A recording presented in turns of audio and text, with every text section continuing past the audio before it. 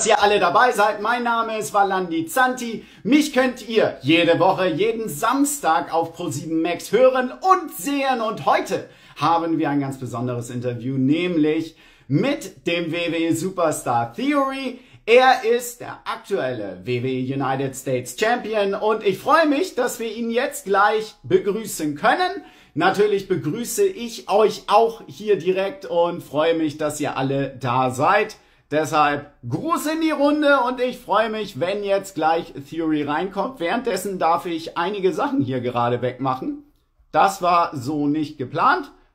Aber wir sind ja flexibel. In diesem Sinne, ich grüße alle, die gerade hier sich das ansehen und denken, Valandi, hast du gut vorbereitet. Also, wir warten gar nicht lange, denn Theory ist bereit und ich freue mich, dass er unten handelt. Und dann wird die Übertragung. Wir wählen uns quasi jetzt noch mit dem Ganzen ein. Das Interview wird natürlich in Englisch geführt und da ist er. Theory, great to have you here. Great to have you here in Germany. Virtually the reigning WWE United States Champion. Thank you for your time. Absolutely, man. How's it going? Fine, thank you, sir. It's great to have you here. You can see Theory, of course, every Wednesday, which happens to be today, of course, on Raw. Every week, only on Pro7 Max exclusively. And Theory, you had a pretty busy week. You were in Raw on Monday in Des Moines and this coming Sunday in Chicago at Hell in a Cell. Tell us, where are you at right now? Where am I at right now? I'm on top of the mountain. That's where I'm at. You know, somebody like Mustafa Ali that for some reason thinks he's championship material, for some reason thinks that he's earned every right to, honestly, he thinks he could have any title he wants. But when it comes to the United States Championship, me holding it, it's a different ball game. I'm the youngest United States champion that WWE's ever had, and that makes me the greatest United States champion. So he's got a hell of a ladder to climb for sure. Which is a big accomplishment in itself. Congratulations again from Germany to achieving this huge success, being the youngest United States champion in WWE history. A lot of pressure on your shoulders. How does that feel like? You know, there's definitely a lot of pressure, but I just deal with everything one day at a time, and I make sure I'm enjoying it to the fullest and just really putting my all into it. So the pressure, I wouldn't say it gets to me too much. But which sounds good. Which sounds good. Because if we just talked, you were a couple of weeks ago at Corey Graves, you were a guest Corey Graves podcast, and he was talking about the things you did in the past couple of months, main eventing New York Madison Square Garden, which is like, he just did that. You had this huge clash at the Royal Rumble, at No Escape, all those things which just happen to be, and you grow with it. What is perhaps the secret that you learned over the years in your young career, to be honest, to deal with such high stakes? So personally, I think it's something over time that you learn. Just for me, at a very young age, I knew I wanted to be in the WWE, and I was always looking for what avenue would get me prepared for that as soon as possible. So now being 24 years old in the WWE, to a lot of people, I'm a brand new guy, but like I've been working for this, you know? But I think for each huge goal or achievement that I'm working towards, I think I'm always making sure that I'm fully prepared for that just because of what I've learned from the past and what's prepared me for that future moment. You were talking about the past. Before we talk about the past, I would like to say hello to everyone because we had someone from Brazil here. I say hi to Brazil. Nice. Theory, what's your favorite emoji that our audience has to comment now? Just as a greeting. We gotta do the selfie hand with the camera. Ah, okay. The selfie hand for Theory, guys, from wherever you are. Thanks for joining. And the important thing is, as you said, your past and your immediate past in WWE was NXT. And I would like to ask, what was the experience that you cherished most when you were in NXT, and perhaps who do you consider as perhaps one, two, three of the most important mentors during that time? So during my NXT time, I would definitely give that all to Johnny Gargano. Just because, I mean, a lot of people seen it too. Like the way was like such a huge personality opening for me. And it was just somewhere where I felt super comfortable, and it just felt like this family, the way, and just having a good time. And I think that real fun that we were having through the television, like people could actually feel that. And I think that's what built that connection with the audience. Which was an interesting time because it was like, well, the times were changing, and now we have live fans again. So it was different kind of vibe. How did you experience that? Yeah, so it's man, I mean, just to be completely honest, it sucks without the WWE universe, you know.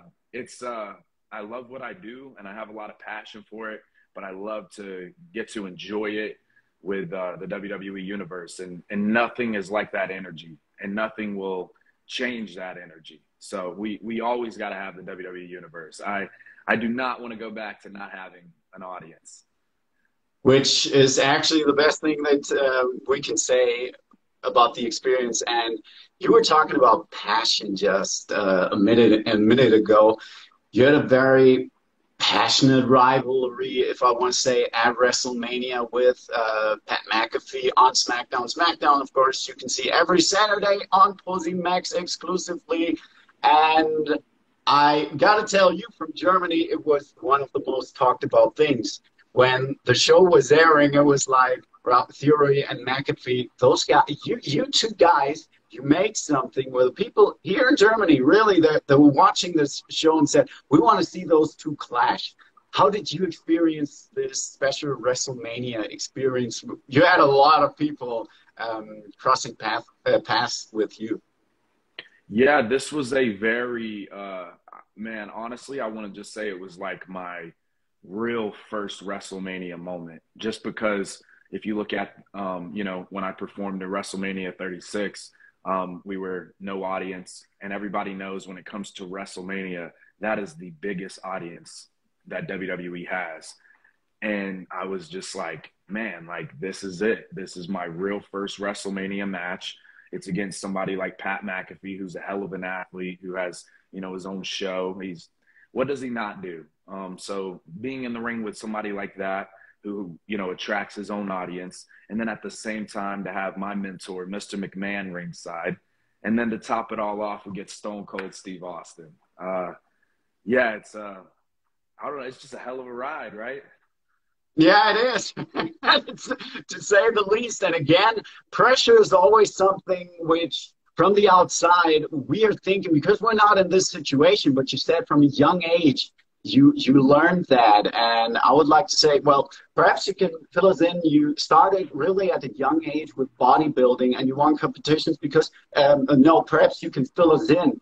How was that? How was that daily routine? What could you implement into being a WWE superstar today? Yeah, so at 12 years old is when I started working out in the gym.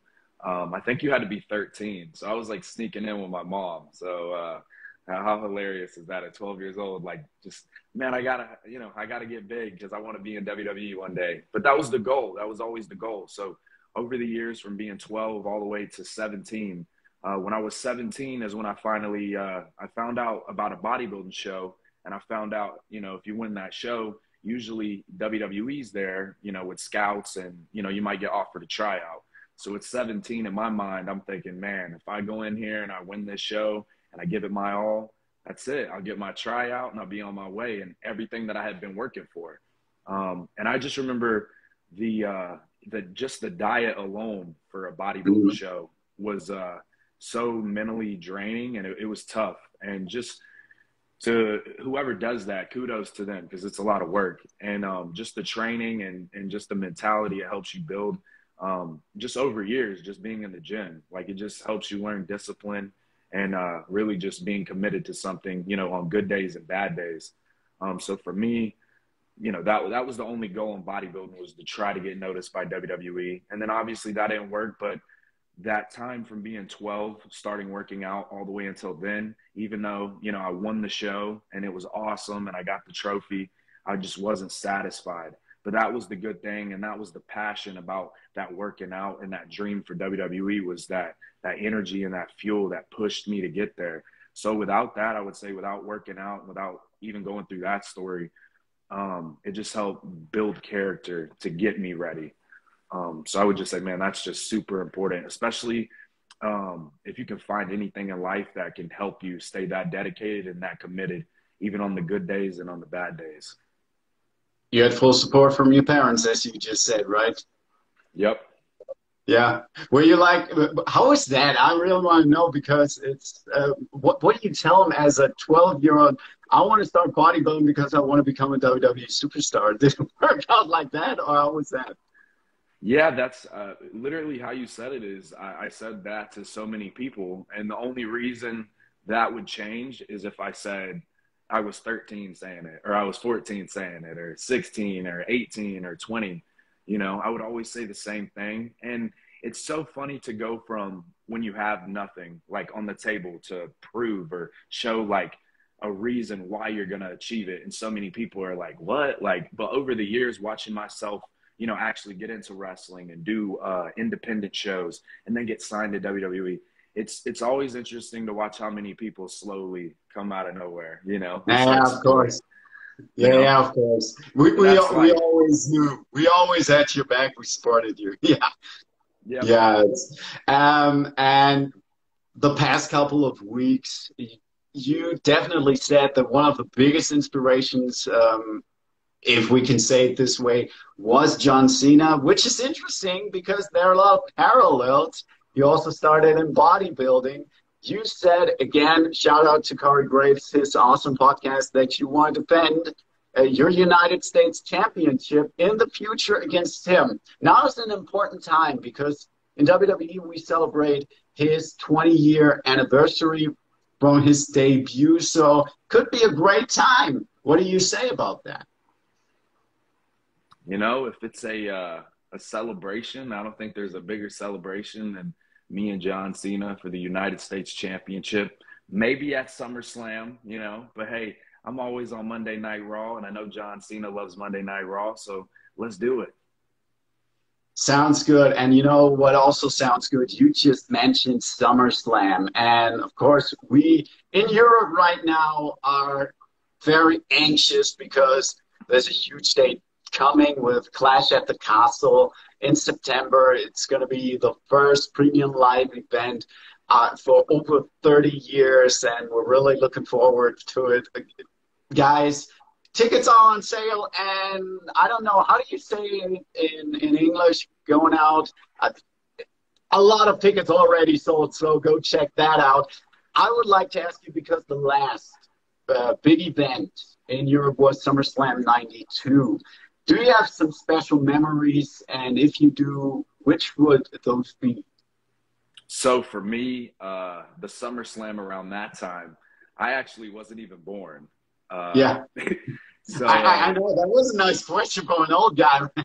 Yeah. So, you know, for me, memory wise of that, I'm not too sure about, but just the, you know, what you said, the 30-year difference of not having an event there. And just to me, sitting here right now, I get a little bit of goosebumps just thinking of, you know, when the Clash of the Castle happens, like the energy in there. Like, I feel like we said WrestleMania is the biggest audience and the best audience, but I think we're going to have some competition, because I think some people, you know, after 30 years are going to be pretty excited to see some WWE, you know? I can guarantee you that. I can guarantee you that, and I can just give you the impression that I get every week, that we listen to or can see you guys every Wednesday on Raw, every Saturday on SmackDown on ProSiebenMax. People are really hot for that one. So if you keep the United States Championship up until then, which is a long time, and if you want to defend it before against John Cena, it's going to be a tough road. It's going to be an awesome time. We're really looking forward to that. So it's going to be all. It's a great time. It's great times right now. Yeah, absolutely. How's your preparation? Because we have Hell in a Cell coming up this Sunday.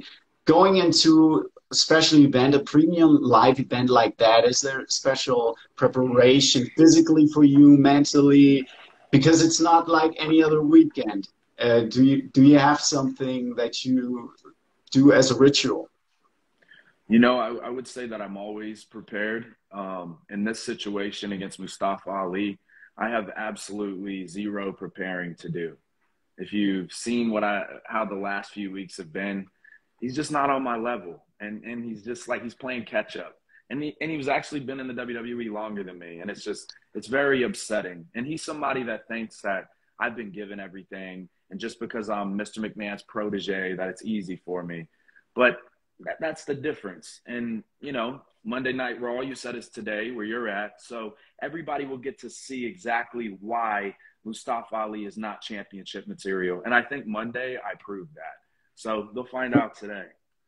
Which is interesting because it's like a test again that you will have, because it's not only Hell in a Cell against Mustafa Ali, it's in Chicago. And Chicago is his hometown. So when you will enter this arena, by the way, I'm going to be there. I'm gonna fly over. I'm really looking forward to being there. I'm gonna wave from the audience. I'm gonna be the good-looking guy. It's gonna be a reception for him, and when you will enter, you can be pretty sure what kind of reception you will get. Oh yeah, they're gonna love me. That's exactly. Yeah, they're gonna love you. They all love me. You know? This is going to get interesting. Again, it's going to be a very passionate, very emotional scene this Sunday. I'm really looking forward to it and to the confrontation between you and Mustafa Ali for the United States Championship. Theory, best of luck, of course.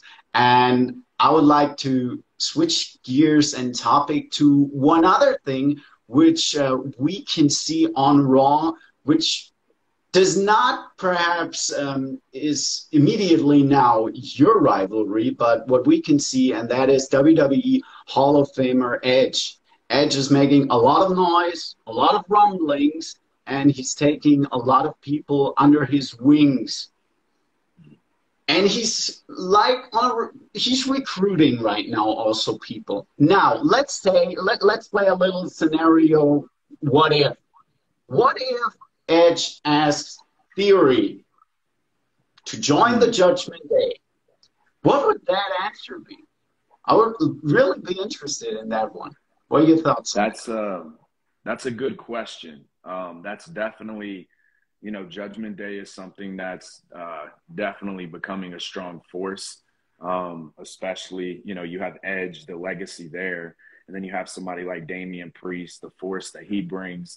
Then you have somebody like Rhea Ripley, who's like nobody else on the roster, and it's Judgment Day. And I would say this, that would be a hard offer to decline, because just imagine being the United States champion and having Judgment Day behind you.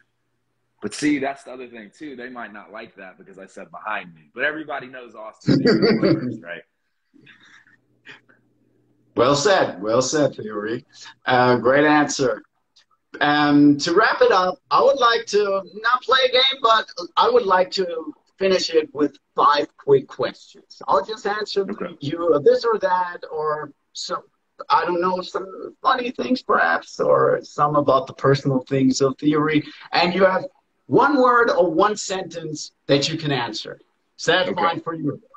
Gentlemen, now is the time to share this stream. We're going to the finish line. 5 quick questions with Theory. I always wanted to be a late night show host. As close as I can get. Name 3 opponents you would like to face in your career. John Cena, Roman Reigns.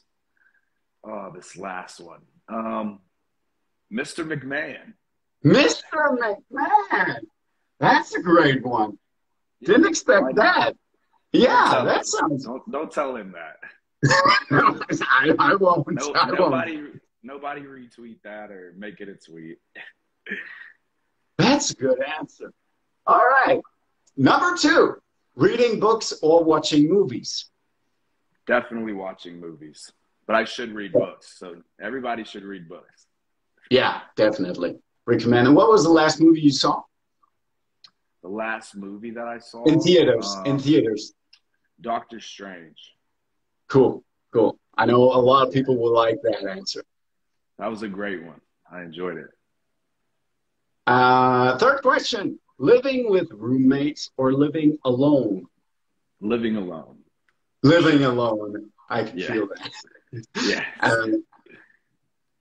Swimming pool or driving to the lake?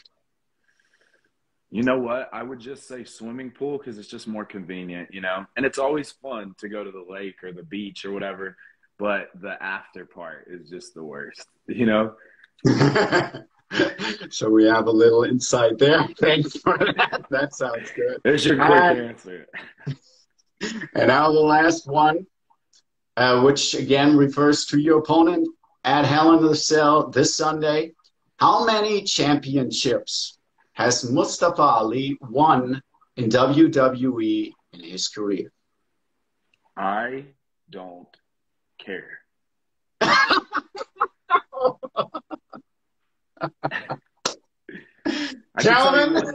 I could tell you a championship that he'll never win. That's the United States Championship. Theory, that was a great answer. I didn't expect that. It was none, by the way, so he could actually win his first. But as you said, you don't care, and you go in there. You will drive right into his backyard, into his hometown, and you want to defend the United States Championship. And we're looking forward to that. Of course, as Theory said himself, see what happened on Raw today on ProSieben Max, 10 p.m. You can be with our colleague Sebastian Hackel, Holger Böschen. Shout out to you guys. Theory, the stage is yours. Perhaps your last greetings to our fans here in Europe or Germany. We have guys from Brazil. What is perhaps the last thing that you want to say to our fans over here? Last thing I want to say is thank you guys all for the support always. And if you don't support me, I don't need it because I'm the youngest United States champion in WWE history. But if you do support me, I appreciate it. You know I'm going to keep it going because I do this all day. And at the end of the day, it's A-Town down. Follow that man on Instagram. You got his handle over here. Theory, thank you for your time and hope to see you pretty soon. Absolutely. Hell in a Cell. Let's go. Bye-bye. Thanks, Theory. Das war unser Interview mit Theory. Es hat eine Menge Spaß gemacht und es war schön, wie er teilweise auch mal salopp die Antworten gibt und einfach mal geradeaus das Ganze antwortet. Als jüngster United States Champion. Ihr könnt heute sehen bei Raw natürlich auf ProSieben Max. Der Gruß nochmal an die Kollegen Sebastian Hackel und Holger Böschen, die euch dann durch die Sendung führen werden. Da werdet ihr ja auch nochmal sehen, wie es zu der Entwicklung kam, dass Hell in a Cell dieses United States Champion Titelmatch zeigen wird. Und ich freue mich natürlich auch darauf, wenn ihr dann Samstag wieder dabei seid bei WWE SmackDown auf ProSieben Max, auch wieder ab 22 Uhr mit meiner besseren Hälfte, meiner anderen Hälfte. Es gibt nur eine andere Hälfte, es gibt nicht mehrere Hälften. Ja, doch zwei. Ich rede schon wieder nur Sachen. Dann bei SmackDown am Samstag. Also, schön, dass ihr dabei wart. Danke für euren Support. Mir folgt ihr gerne. Ich freue mich darüber auf @valandi_zanti und wir hören uns dann beim nächsten Mal. Ich wünsche euch noch einen schönen Tag und folgt uns ein und supportet WWE. Wir freuen uns darauf. Bye, bye. Ciao.